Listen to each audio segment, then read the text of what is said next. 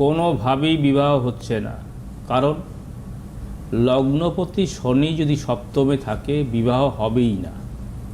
যতক্ষণ পর্যন্ত এই অশুভ পাপগ্রহের ফল বা দোষ যতক্ষণ পর্যন্ত আপনি না কাটাতে পারবেন ততক্ষণ পর্যন্ত আপনার বিবাহটা হবে না বা আপনার সন্তানের বিবাহ হচ্ছে না।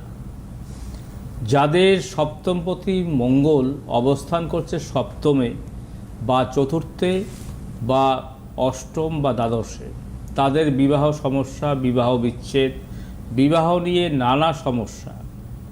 আবার যাদের সপ্তমপতি মঙ্গল অষ্টমে অবস্থান করছে তাদের বিবাহ বিচ্ছেদ 100%-এর মধ্যে 200%। তার সঙ্গে রয়েছে যদি আবার অষ্টমপতি মঙ্গল যদি আপনার দ্বাদশে অবস্থান করে রাহুর সঙ্গে, তাহলে বিবাহ বিচ্ছেদ, আইনি সমস্যা, আইনি জটিলতা, এই সমস্ত বিষয়, বিভিন্ন বিষয়ে এই সমস্যা সমাধান হয় এবং তৃতীয় ব্যক্তি দ্বারা ক্ষয়ক্ষতি হয়।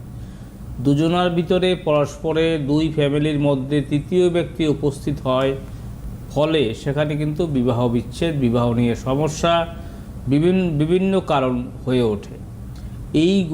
এই সমস্যাগুলি যদি আপনারা আগে থাকতে যদি চিন্তা করেন যে আমার মেয়ের বা আমার ছেলের বা আমার কোনো বিবাহ সমস্যা আছে কি না, বা বিবাহ হচ্ছে না কেন, বিবাহ হয়ে আবার বিবাহ বিচ্ছেদ কেন